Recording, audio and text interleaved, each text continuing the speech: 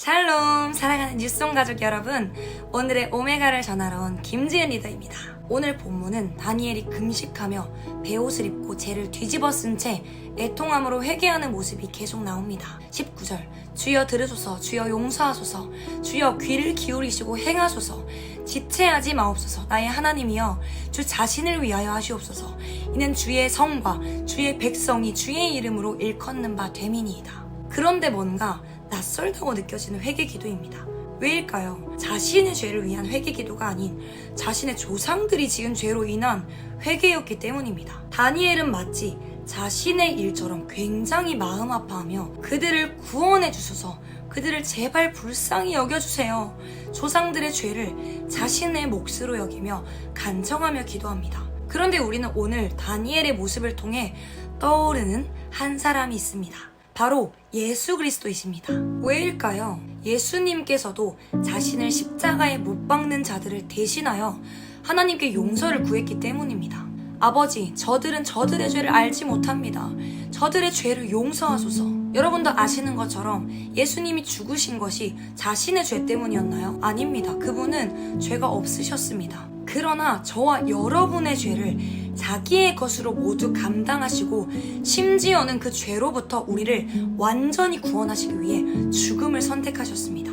그럼 예수님은 어떻게 그렇게 하실 수 있었을까요? 예수님도 쉽지 않았습니다. 할 수만 있다면 이 잔을 옮겨주세요 라고 기도할 만큼 괴로우셨습니다. 그러나 예수님에게 우리는 그냥 남이 아니었습니다. 도와줘야 할 불쌍한 사람들도 아니었습니다. 그렇다면 어떤 존재여야 가능할까요? 가족이어야 가능합니다. 우리는 하나님 안에서 잃어버린 한 자녀였고 형제였고 진짜 가족이었습니다. 이 조건이 아니면 설명할 수 없죠. 그럼 마찬가지죠.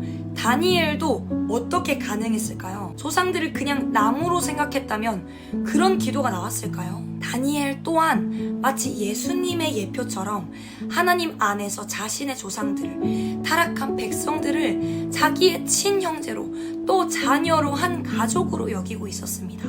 남을 위해 죽는 거, 희생하는 거, 그게 가능한가요? 네, 가능합니다. 누가 가능한가요? 하나님의 자녀가 된 자들은 가능합니다.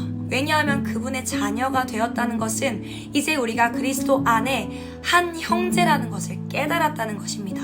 우리 모두는 그리스도 안에서 하나님의 자녀이기 때문입니다. 로마서 말씀입니다. 우리도 여럿이지만 그리스도 안에서 한 몸을 이루었고 한 사람 한 사람이 서로에 대해 지체로서 연결되어 있습니다. 아멘. 벌써 오래전의 이야기입니다.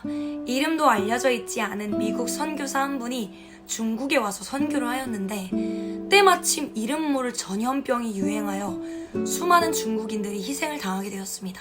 선교사는 급히 그 전염병의 병균을 유리병 속에 담아 면역체를 만들기 위해 의학이 발달된 미국으로 떠났습니다. 샌프란시스코에 상륙하려고 할 때 검역소 직원들이 철저하게 승객들을 조사하기 시작했습니다. 발각되면 면역체고 뭐고 헛된 일이라고 생각한 선교사는 고민 끝에 병균을 자신의 입에 털어놓고 유리병은 바닥에 버렸습니다.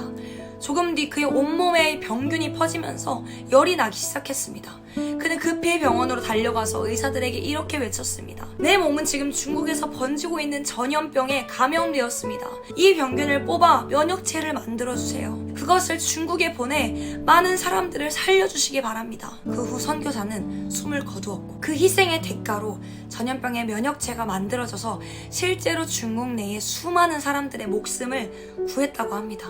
여러분, 어떻게 이 일이 가능한가요? 다니엘과 같이, 예수님과 같이 하나님의 자녀로 인생을 살아가는 자들에게 가능합니다. 이들은 죄악 가운데 머물러 있는 사랑하는 잃어버린 가족들을 위해 애통해하며 그들을 구원하기 위해 수단과 방법을 가리지 않고 주님 앞에 엎드렸습니다. 사랑하는 뉴송 가족 여러분, 자녀를 잃어버린 부모가, 형제를 잃어버린 자가 어찌 우두커니 보고만 있을 수 있겠습니까? 아마 잃어버린 자녀를 찾을 때까지, 잃어버린 형제가 돌아오기까지 평생을 고통 속에 애타게 찾아 헤맬 것입니다.